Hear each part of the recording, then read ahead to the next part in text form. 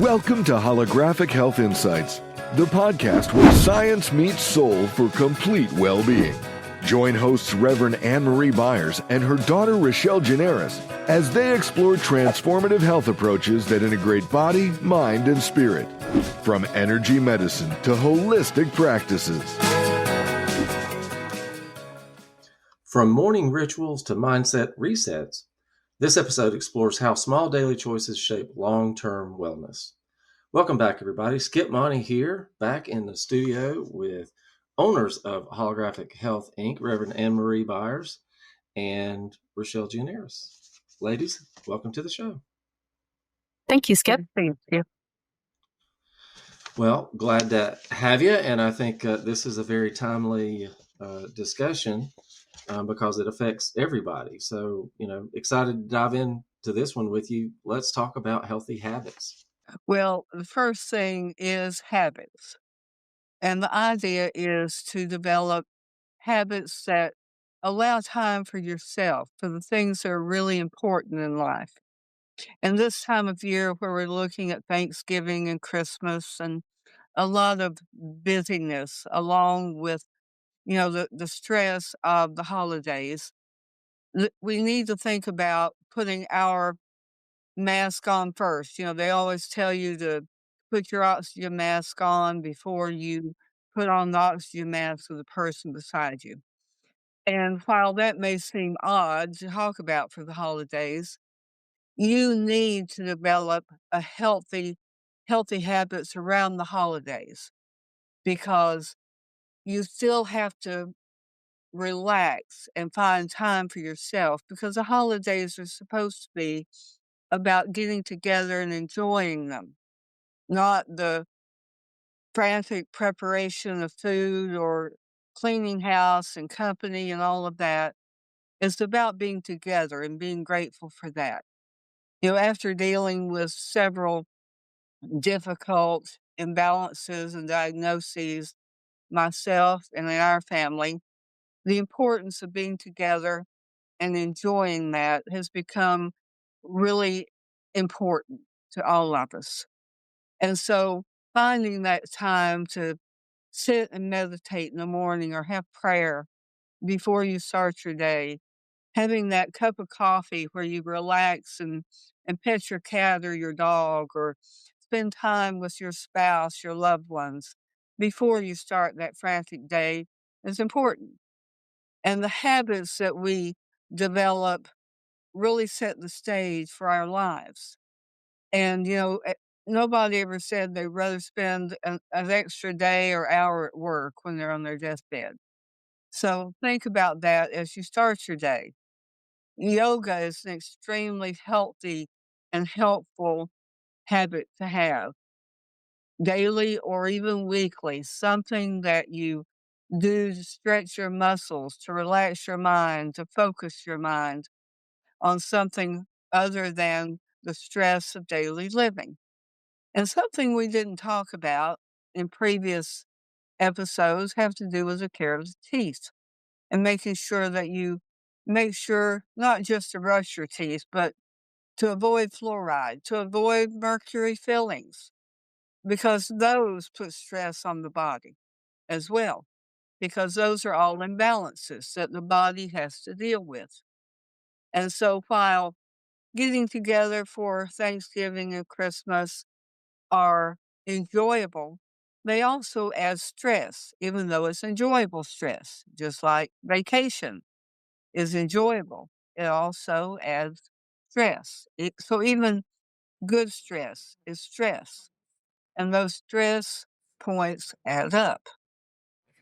So look at your day and balance all of that with that morning coffee or that morning prayer or meditation, with that afternoon walk with your spouse or your children or your dog, or playing with your cat or your dog or your grandchild or even your child, or whatever you do to really enjoy the day. That's what is really important. Yes, all these things have to be done, but if the enjoyment is not there, then you've missed what's really important.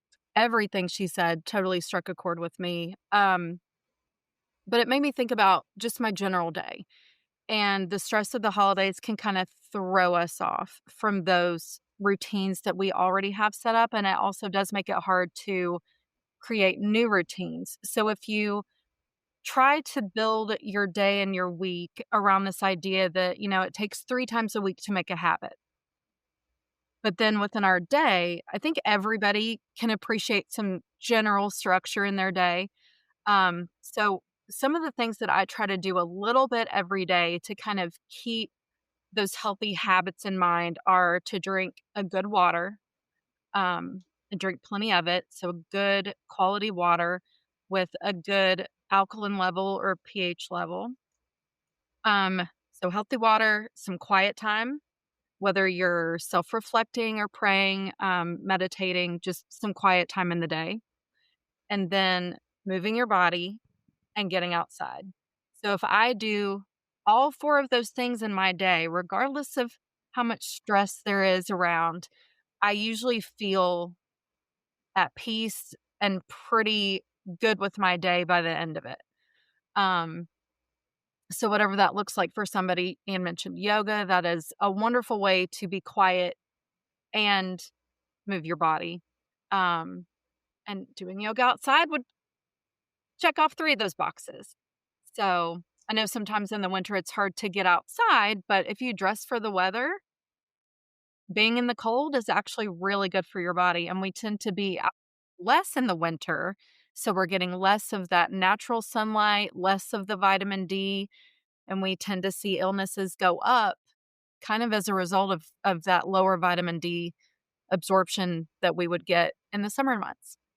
Like Rochelle said, grounding is really important. That means getting out in the fresh air and, walking in on the earth, touching trees, being with nature just for a few minutes a day are really helpful and important. And taking an extra vitamin D, extra vitamin C, and things, antioxidants that are so helpful to keep the body more balanced this time of year are more important because those are things that the body relies on to stay healthy during these summer months. And vitamin C is a natural antihistamine to help with those colds and nasal things and to keep the bugs away. So all of those, and vitamin D is also important for that. So those are some things, including zinc, that really help to keep the body healthy during this season. But the most important thing is a balance, not overdoing it, not getting so much into the stress, but making sure that you are taking time for yourself and your family to keep the stress lower during this holiday season and enjoying the time you have together. Oh, and that reminds me, there was this really fun fact that I heard that if you are sitting outside and you can hear the birds chirping and tweeting and singing, that is a natural stress reliever because when you can hear the birds are they've been our warning symbol or the thing that we kind of naturally have looked to signal peace in an area. So if you think about it, if you can hear the birds and you can't hear things like traffic or honking or things like that, then your body naturally is signaled that it can relax. So that bird song is really a fascinating thing, a simple but fascinating thing that can automatically help us de-stress and relax a little bit. And recent studies have shown that you need to get up and move about every 30 minutes, not sit for an hour, hour and a half, but as you're getting your Christmas cards ready, all these things that require sitting, um, get up and move, at least walk around for just a brief period of time, a minute or so, every 30, just to get your body moving. The only way to get the lymph moving in the body is through movement. And the muscles pump the lymph, and that gets everything moving. So you want everything in your body to move, and that helps to keep things from settling and causing pain in the joints and the muscles, etc. So even if you can't spend a half hour doing yoga, at least get up and walk around for a bit. One thing you mentioned, Reverend Ann, was to start your day out with yoga or prayer, meditation. What role does spiritual alignment play overall in sustaining physical health habits? Well, people who have faith and who have a spiritual life tend to be healthier because they have something positive to hold on to. And when you are communing with a power higher than yourself, and you truly have that belief, I personally believe it gives you something to hold on to.